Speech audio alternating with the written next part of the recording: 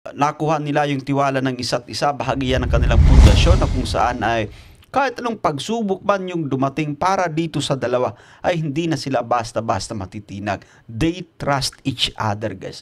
Ganun ka tibay yung pundasyon ng kanilang samahan, siyempre.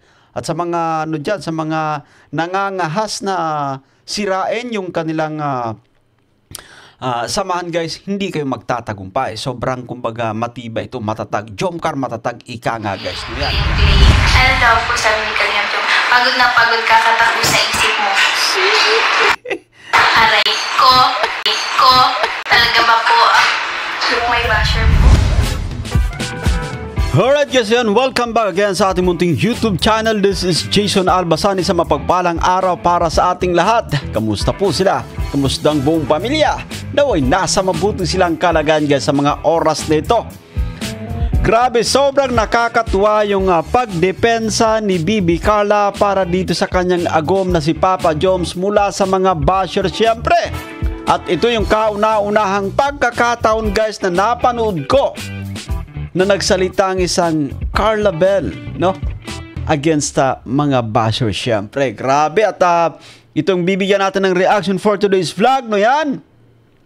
But anyway, bago tayo magtuloy-tuloy guys sa ating pagre-reaction sa mga bago pa lang sa ating munting YouTube channel, make sure na mag-subscribe, i-hit ang notification bell para ma-notify ko sa mga update. So eto na nga, samahan nyo manood, mag-react, and feel free guys na mag-iwan ng inyong mga komento. Here we go. Then, yun nga pala pong fake. Yung pong fake page na nagkakalat. Then, yun pong fake page na Jomcar 18, tawag niyan. Kung ano-ano pong issue. Kung sino-sino pong babae ang pinupost na jowa daw po ni Kalingap Jomar. Which is, hindi naman po totoo. Yes po, hindi po yung totoo po. Si Ate Marian po, si Ate Marian ang nai-issue. Dito kasi na ipinapakita ni Bibi Carla na concerned din siya dun sa kumbaga sa taong nadadawit ang pangalan siyempre, which is yung kumbaga kaibigan ni Papa Joms na yan. At good job Carla kasi finally no yan nagbigay ka rin ng statement patungkol dito. Ang tagal na netong ano guys, ang tagal na itong kumbaga paulit-ulit na hinahalungkat ng mga basher guys, no? At hindi pa na kumbaga kontento guys, no? Muling ibinabato yung isyong ito.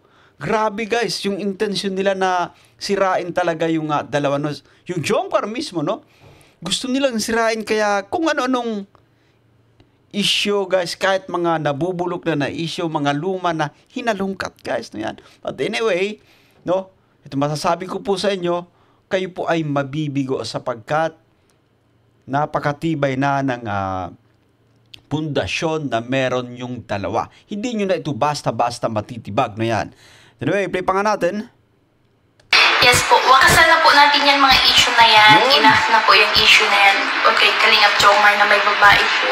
Kasi hindi po magagawang mang babae ni Kalingap Jomar kasi napaka yes po, busy tao po yan si Papa Jomar. Alam mo, grabe, ang sarap sa pakiramdam no, yan, na naririnig natin mula dito kay Carla Bell yung kanyang nagiging statement. Siyempre guys, to yan, and I'm sure habang pinapanood ito ni Papa Joms, sobrang sarap ng kanyang pakiramdam. Siguro nakatulog siya ng maigi, ng may ngiti sa kanyang mga labi. Siyempre guys, to yan, ng gabing yon. Yan, play pa natin. Yeah. Ang tanging babae lang daw po niya ni Papa Joms si mama niya, yung mga kapatid niya. Yes po.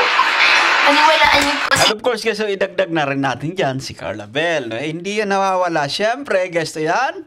Hindi po ba sa muli po, no, sobrang busy na tao si Papa Joms guys. No? Maraming maraming kumbaga inaasikaso, no? Hindi niya na makuwang pa, no? Kumbaga maghanap pa ng iba, no? Anyway, play pa nga natin. Kalingap Jomar po. Pero seryoso talaga po. Please lang po, huwag niyo na pong i-bash si Kalingap Jomar. Huwag niyo na pong i-link. Ano daw po sabi ni Kalingap Jomar, pagod na pagod kakatakbo sa isip mo. Aray ko, talaga ba po May basher po. Ay, let's pause for all. Grabe, sobrang sweet ng boses dito ni Carla ng pagsabi niyang aray ko. Balik pa nga natin, pero tama nga naman. Oh. Eto, si Carla na mismo yung nananawagan, guys. So yan, stop nyo na yung pambabash. Stop nyo na yung paglilink ng kung sino-sinong pangalan dito kay Papa Joms para masira lang yung kanilang sama. No? I-play pa nga natin. Ano daw po sabi ni Kalinga Chom, pagod na pagod ka katakbo sa isip mo. Aray ko.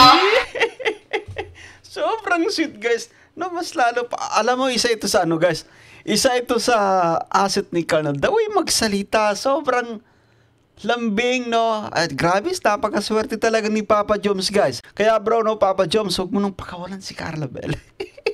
Ito, play pa ka natin. Pagod na pagod ka katakbo sa isip mo. Aray ko. Meron pa bang mas, no?